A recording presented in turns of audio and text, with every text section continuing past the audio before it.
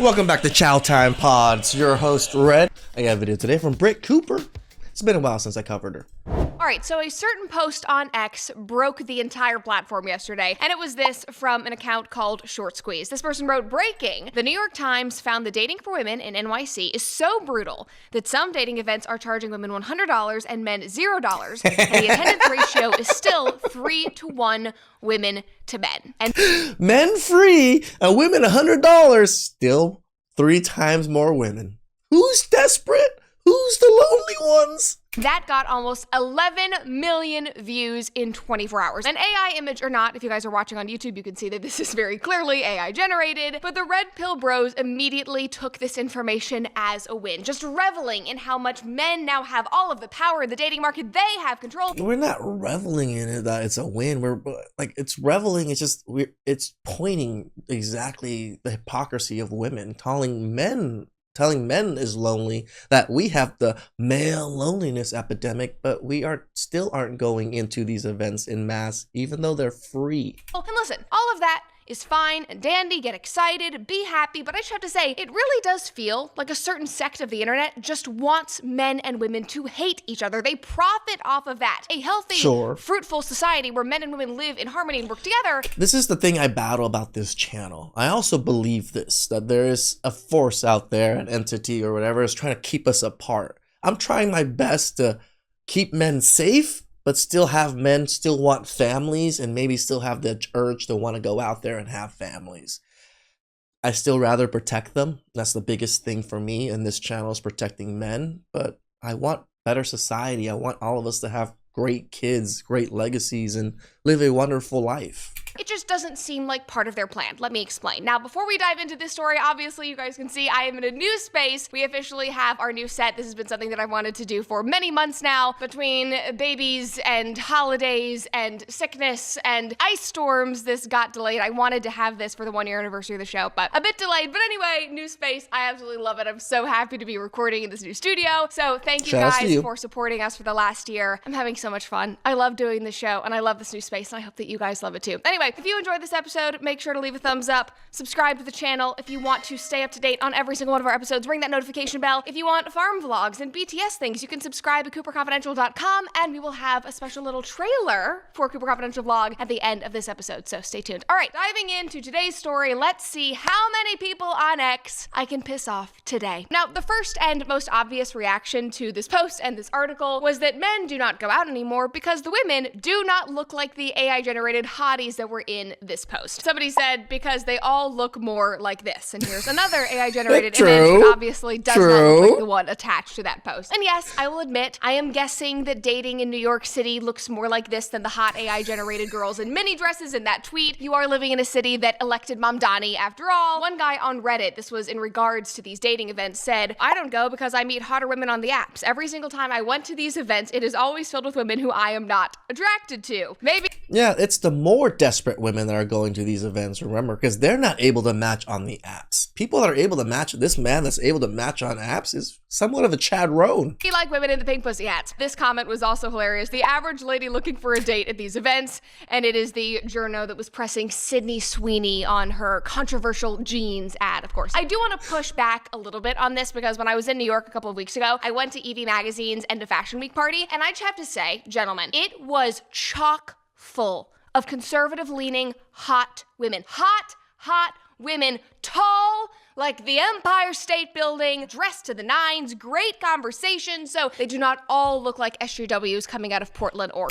You're talking about like a fashion thing and some other event, not a singles event, girl. Like, that is not the same thing. For you to even compare the two is quite disingenuous, Britt. Seattle. Anyway, for context, this did not come from a New York Times article. This actually started with a New York Times podcast on Sunday about how Tinder is done, dating apps are over, swiping is over, and they had on a few of these reporters and columnists to discuss what singles in the city are doing instead. And one of these reporters talked about dating events. Let's take a listen. This is what sparked that tweet. I went to an event the following night, and it could not have been more different from the first event. What was it? Yeah, so I heard heard about this second event through a friend, and it was a sort of wine mixer. I think what really got me interested in this particular event was the fact that tickets for women were $100 and tickets for men were free. Oh my God, I think my soul just left my body. Why was it so much more for women than for men? I mean, I think the truth is that there are a lot more women out there interested in showing up for these dating events, and it's not as easy to get men to show up. And therein lies the issue that now the entire internet is debating. So for a little more context, this interview actually was really interesting. I like the style of it. It kind of feels like old radio in a way. It bounces back and forth between this interview in a podcast format and then actual recordings from this reporter being at these various dating events. But the event in question with $100 for women, $0 for men, it was hosted by a wine influencer. It was at her house in Brooklyn. They had wine tastings and games and snacks, and he described it as kind of like a intimate dinner party meets bachelorette party because they were playing drinking games and that. High class society type stuff. I actually went to a dinner party the other day, and I felt out of place because all these people were highly educated, PhDs and all this stuff, and I was just some YouTuber. That sort of thing. And by the way, like, I love this entire idea. Like, you guys know, I've talked about this a lot, but one of my goals is to be able to host and put on events for you guys to go and mingle and maybe date or meet friends or just... I'll throw events for you guys. Let's go fishing and bowling and hang out with each other. None of this woman single stuff. You know, I don't know, come share some common values and enjoy a fun evening out. And yes, I am so... Maybe go shoot some guns? Show me your mental health papers before we go shoot guns, though. Working on that. I wanted to put it together last year, but between starting the new show and businesses and baby and the whole thing, it just seemed like a little too much to tackle, but I'm still working on it. And my point is, I love this style of bringing a group together with a common activity or a common interest. Remember, back on comment section, and actually this was in New York City as well, I did an episode years ago on that group called Single in the City. And they had these dating events where first responder guys would show up and any woman that was like interested in dating a fireman or a police officer would come, and every one of her events would sell out. Like, people loved the stuff. Of course, libs were... Yeah, because women are desperate, Britt. Come on. Calling it problematic because it's like, why are you glorifying police officers? Whatever, yada, yada, yada. But those events can be very successful and they can be very engaging. Anyway, the point is, I went off on a tangent there. Again, Britt is just literally talking about like a man going up for auction in these types of events. I'm a police officer. All women are just...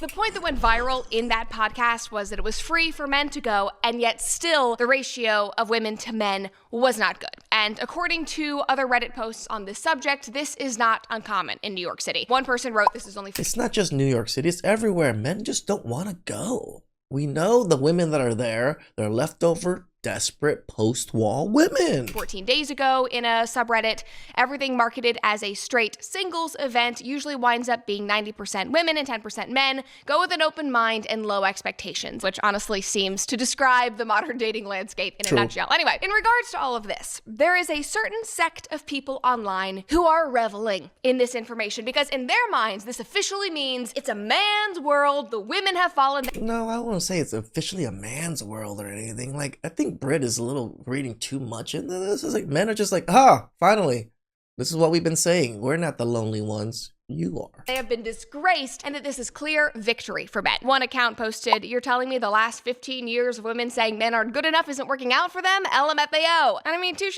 You're not wrong. Another person commented and said, the dirty secret of today's sexual marketplace is that men with good looks and game are having a field day. They have their choice of great women who cannot demand commitment from them. The sexual revolution has made women all go for the same top 20% of men, and if you are in the top 20%, it is truly a golden age." Now there's... I can admit this. Once you do reach the higher echelons of life, you do get to run through women a little bit easier. It is very true. I anecdotally and all of what I've seen in my own life, right? This is why I tell you guys, find a purpose. Like, yes, not everybody wants to be rich or not everybody wants to be well off or whatever it is, but do it for you. You get to live a better life. You have more options. You can do what you want. Travel. Who doesn't want that? I mean, yes, I get the work required to get that is a lot of work, but what else are you doing? So many comments, and you'll see this, where they're acting like this is all a newfangled issue, like, men are back on top. But I look at this and I'm like, if we're talking about the top 20% of men in terms of, attractiveness and success, money, whatever it is. This isn't, I don't know how she's reading it as like, oh, men are saying this, men are back on top. No, we're just explaining you're going after 20% of men. Yes, maybe this man said, I'm the top 20%, but this is not the main issue. I feel like it's always been a golden age for them. They've been getting girlfriends, they've been dating around, they've been getting married. Obviously, there have still been issues between men and women, but it seems like that core sect of men, just like the top 20% of women, they kind of skate through all of this. Like, how is this new? Anyway, I digress. Moving on, somebody else said, Foyd's paying cash to meet men. Men still don't care to show up. Truly the dark ages, and it's all women's fault. I have no sympathy for anyone involved except the bros. And again, I am not disputing at all that women and feminism helped cause this. I am not disputing that women effed around, they broke hearts, they spent decades telling men that they are worthless, that masculinity is toxic, that that obviously had an impact on male-female relations, on the modern dating landscape. But I would also argue, just as an aside, again, hopefully I don't piss people off, the dating event. So women got to do all these things, and us just pointing out that this is what you guys chose is now a problem. I don't like that, Britt. The way you're going about, oh yeah, women did this, and then men, you should just be better. You shouldn't do the same thing because you should be better because you're men. No, we want to be just as petty as women too. What's wrong with that? We've been subject to this kind of behavior and this kind of treatment for a long time. I think we're allowed to be a little bit petty about this.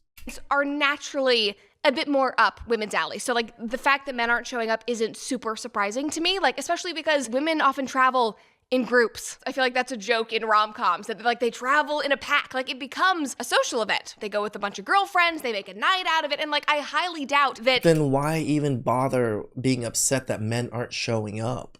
Their male counterpart peers are doing the same thing. I highly doubt that they would choose to go to a singles dating event versus just going and grabbing a beer and watching the game. Can I get what I'm saying? If you want to be smug about all of this and point to feminism.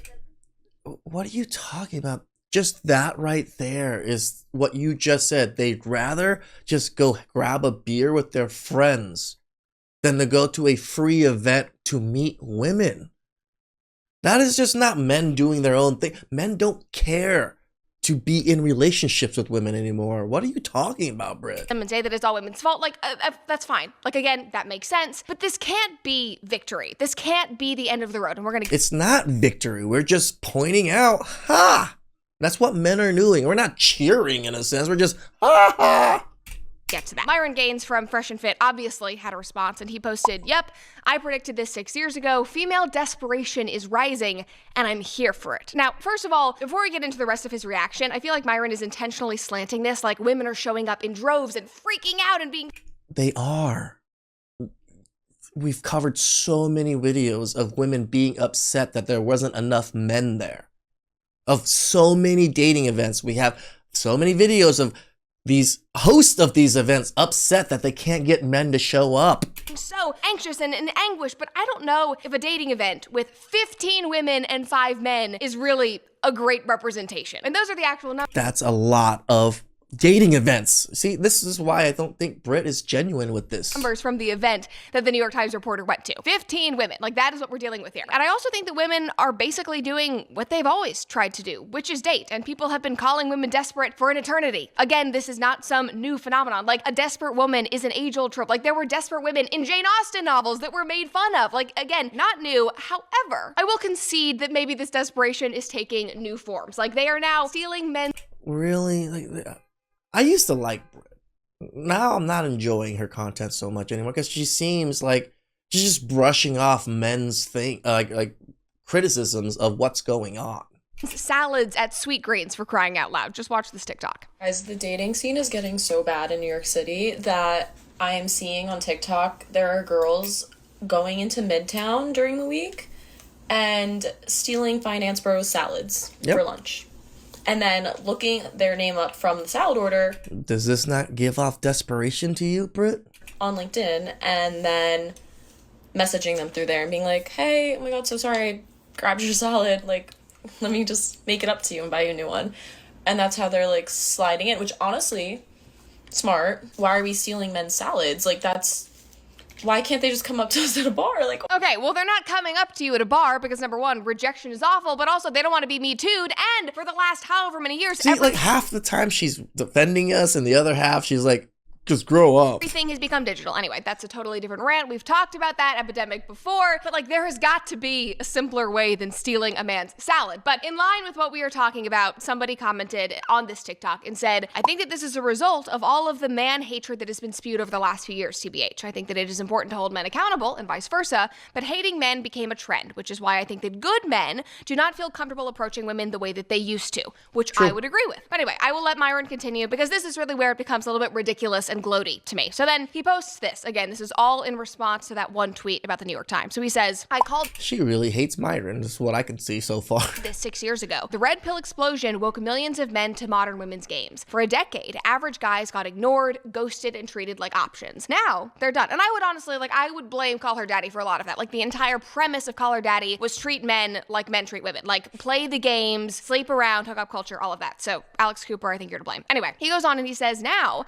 they're done. They'd rather grind video games, stack cash, hit the gym, or just live free than blow thousands chasing entitled, unappreciative women in loud bars or on apps. Men are fed up with the disrespect, the hypergamy, the attitude, the men... This is a very solid statement. I don't see this being gloaty in any way. This is just straight facts of how men felt. Going their own way, red pill trend isn't slowing down, it's accelerating. Year after year, more men will opt out. Women ignored the warning signs, and now they're living with the consequences. I talk about this extensively in my second book, Why Women Deserve Even Less, which is a sequel to my first book, Why Women Deserve Less, link below, which is just comical. But okay, again, seriously, I understand your analysis on why this happened. I sympathize with that. I get it. I can point to it. But are we really seeing this as a victory? That this is yes, we see it as a victory because now you guys notice what's going on. Now you see things. Now you're talking about men's issues. Now you seem to care. That's why we're doing it. Good thing. It seems totally backwards and completely unhealthy to claim that the consequence is actually the positive way forward. And thankfully... No, the consequence is you understand the actions of what you did. Now you can correct them. That's the whole point of consequences.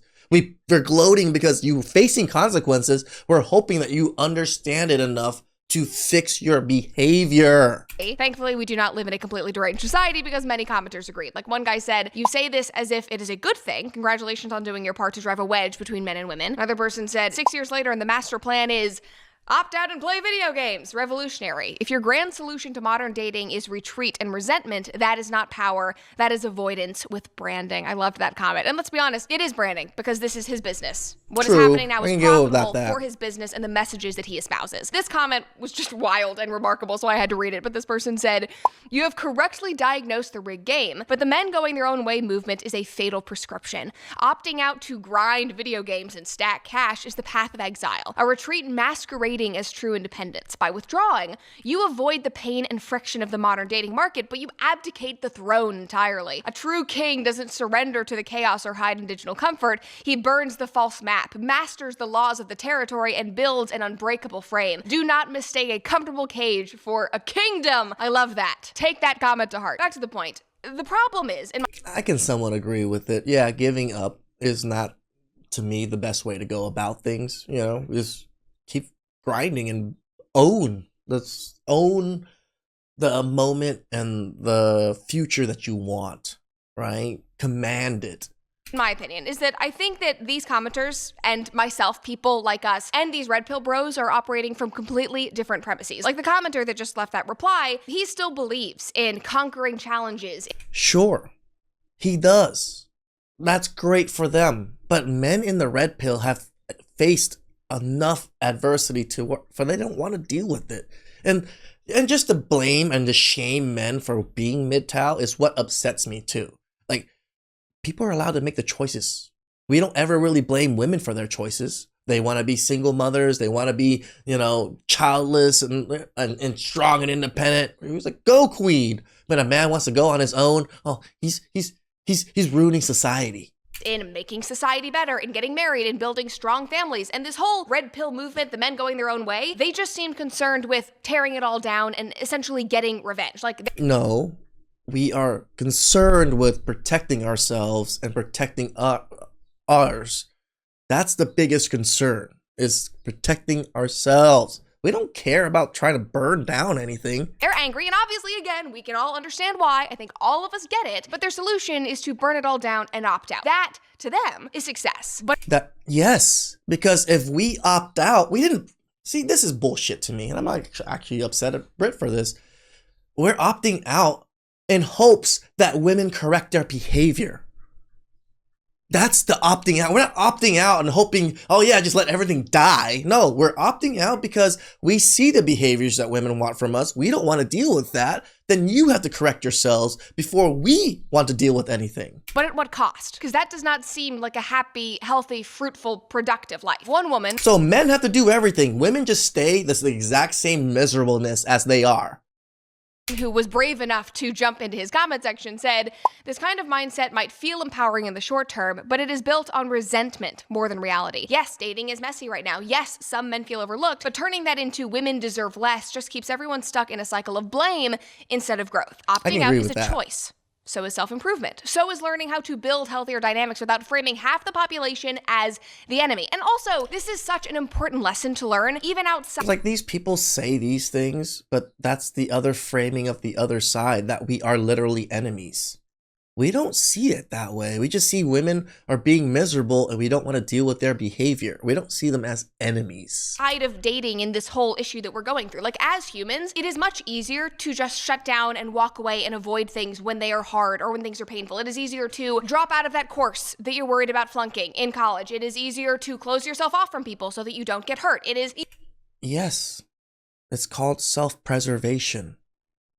Everybody has to do it, and everybody faces it very differently. Easier to not lift harder at the gym because it's painful, like whatever that might be in your life. But as human beings, and I often have to remind myself of this, we only grow and get better and get stronger when we push through and overcome things. Yes, we get it. Be smug all you want. Be happy about this, but this is not a victory.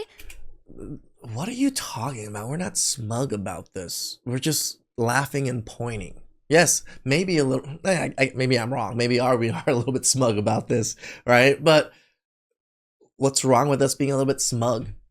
Women have been smug about all of their things this whole time. Yeah, maybe it is a little bit pettiness, but, and? For society. It is not a victory for anything other than... Why do men have to fix society? I always say why men should fix society, but in your eyes, why do men have to fix society, right?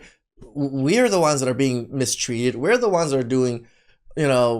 being shunned out. We're the ones that are, all men are evil. It makes perfect sense why men are going to opt out. Than you and your business and your brand. And interestingly, what this New York Times reporter found in his tiny dating event might not be indicative of the entire dating landscape. For example, take this TikTok. If you're a pretty successful woman trying to date in New York City, you might genuinely be cooked. People talk about how it's the greatest city in the world for dating. For guys, yeah, there's a 70-30 split. Everyone here has a college degree. Women are smarter than men these days. For being one of the most diverse, beautiful cities in the world, a lot of the guys here are very bland. You want a finance bro? You want a traditional 5'7" douchebag? Go for it. But then the dudes that do well here with women have all the options in the world and have massive egos. And there can be a paradox where as a successful, attractive woman, you have all the options, but how many of those options do you really want, and do you want to commit and would want to commit to you? And I think a lot of women really want guys to be respectful and be confident and go up to them in person, but it's not happening. And because so much of dating is online dating, you get in this cycle of all the options in the world and yet no options at all. So similarly, he is arguing that men, especially that top percentage of men, hold all the power in New York City, that they have all of the options. Correct. And it might not be as... And women still want them. Maybe if women corrected that behavior, then it might be a little bit better for everyone. But that's a behavior that women chose to do. Great for women. However, some, that's the caveat, women in the comments did not agree that they were totally cooked. Like, one woman said, it's just as amazing for women. What do you mean? Another woman said, I don't know, personally, I've had a great time dating here, and I don't think I'm wildly attractive, LOL. And most of it has been in person. Was only on the apps for a few months pre-vaccine. You just have to leave the house. But that's the hard thing. People don't want to leave the house. They want to be on their phones 24/7. Another person said, really? I've had 3 NYC boyfriends and they all wanted to get married, and I didn't want to.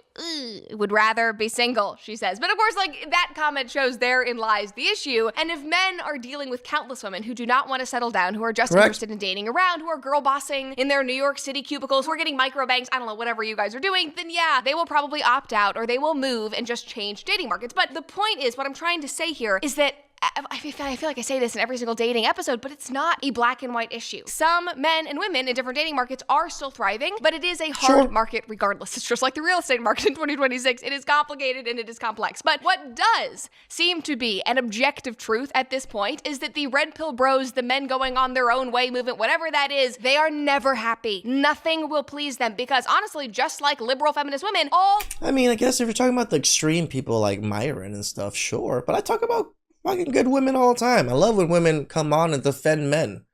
Britt, you're just not doing a great job with it. They do is complain and desire to hate the opposite sex. No matter what we do, they will find a reason to be upset. They are even complaining over Evie Magazine trying to teach women how to have better sex and better please their husbands. Literally. Now, in case you missed that entire controversy happening on X right now, Evie Magazine's newest print issue, they do a couple of print issues every single year. This next issue is going to be all on sex for married women. And here's the cover right here. Obviously, this got a lot of people fired up in many ways, but in a recent post, they explained why they're doing this. So I want to read this to you and then show you the response to just show you how ridiculous and hypocritical it really is. So this was a letter from Brittany Hugo Boom, who is the editor-in-chief and the founder of Evie.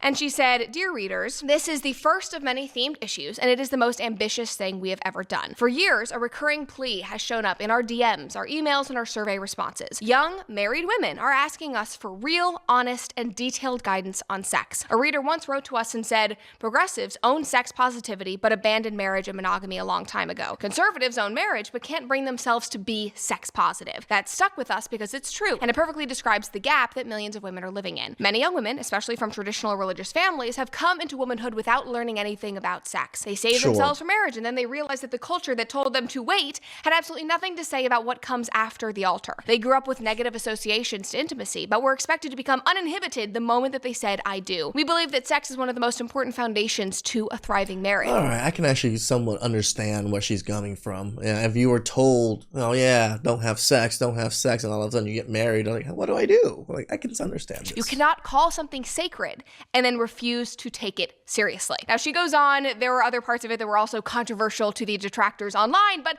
like, to me, what Evie is doing, it sounds like a good and healthy thing, because for years, young women have been bombarded with sex positive content. However, it was not positive in the slightest. It was not beautiful or healthy at all, in my opinion. It was explicit and gross advice from Call Her Daddy and Teen Vogue, who encouraged women to sleep around like men and play the dating games and find your perfect non-binary queer vibrator, which was a... See, she says all these things and she kind of glosses over. It's like, why are men are bitter? Like, you can say a lot more things about what women and the opposition of women to men than men to the opposition of women. There's not very much things about men pushing on women. We hardly ever hold women accountable for anything. The most recent thing is maybe Amber Heard stuff. A literal article that was released on Teen Vogue. Meanwhile, on the right, and for girls from more traditional families or who are more traditional, the advice is always, save yourself, embrace traditionalism, this one I can agree. Purity. But again, what happens when you get married? And even if you aren't a virgin when you get married, maybe you're still looking for pointers. Maybe you don't really know what you're doing. So where do you look? Where do you go for that advice? Certainly not Cosmo or Teen Vogue. Why would you go to a... This is the thing. Why would you go to a news article or some print for this?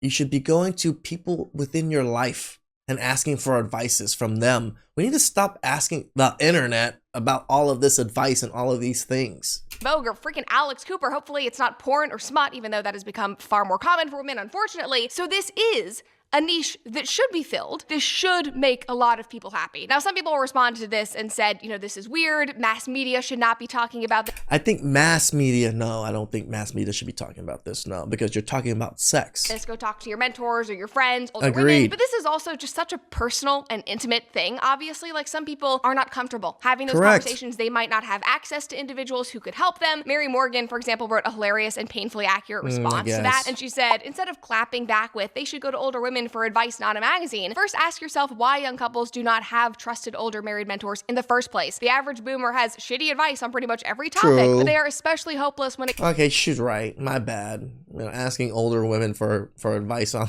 these these things, we're probably not going to get the best advice. My bad. I'll take this one back. When it comes to dating, sex, marriage, they are the free love divorce generation, after all. The average boomer lady is going to tell a younger woman to marry her vibrator. It is that bad. Now, moving on from that and going into the other detractors, I'm looking at the landscape of the internet, my For You page, my algorithm on X, and I'm like, aren't people online always complaining about marriages these days, about how marriages are loveless and sexless? So why would men even get involved in that? Why would they engage in something that is so terrible and barren? And this magazine, this issue, is here to help. But no, guys, because it is still a problem. And I guess as I'm doing this episode, I should have also included...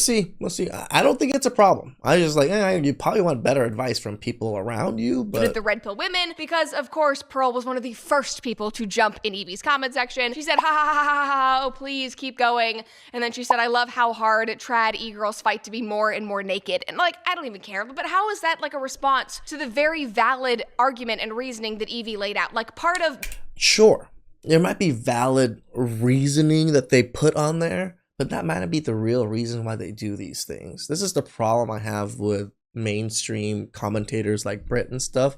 They don't see the little like hidden agendas that everything gets done. Being trad, I would assume, I would hope, is being married and having a healthy, happy sex life with your husband. And I think that is what Evie is trying to encourage and help young women do. Another commenter said, spoiler, there are no traditional women. They are all just whores like us men. Let's stop the charade. Okay, women are whores because they want to have better sex with their husbands? Because they want to learn? No, that's not what we said.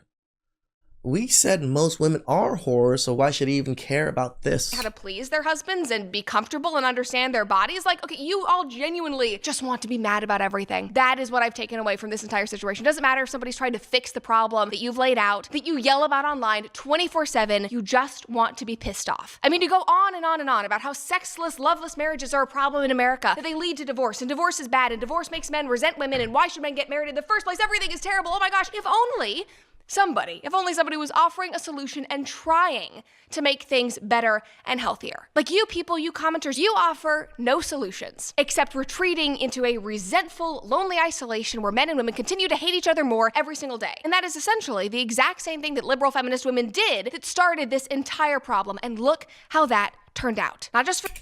Sure, I can even somewhat agree with you that, yeah, telling men to protect themselves and stay their own way is very similar to how feminism is. But this is also off of statistics.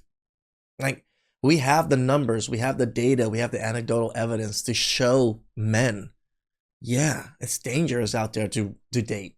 I'm not mad at them for choosing to opt out. Do I encourage them to do it? Yes. I want them to get married. I want them to have kids. But I also understand the dangers enough to say, I understand if you don't want to try. For society, but also for them. They opted out of dating. They became angry lesbians. They got 6 cats, and you mocked them for it. So maybe just take a second and look in the mirror. None of what you are encouraging, what you are claiming is this victory, is helping normal people who want love and a good partner and normal things. So I don't know about you, but this outrage-laden man versus woman world is not a world that I want to be part of, so I am opting out of that. Thank you very much. It's just so funny, like when women claim victories on these little things, oh, they're strong, like, oh, they deserve what they got. And then when men claim victories, oh, we're being petty and shame on you for being so happy about this. What? We're not happy. We're happy that women are actually finally facing consequences and understanding, yeah, they need men. That's part of the reason why men just walked away. Because we never really needed women in that sense, but we loved women and we wanted women. It seems like women need men, and now they're starting to see it. Please like, subscribe, comment down below. I really appreciate that, and catch you guys next time.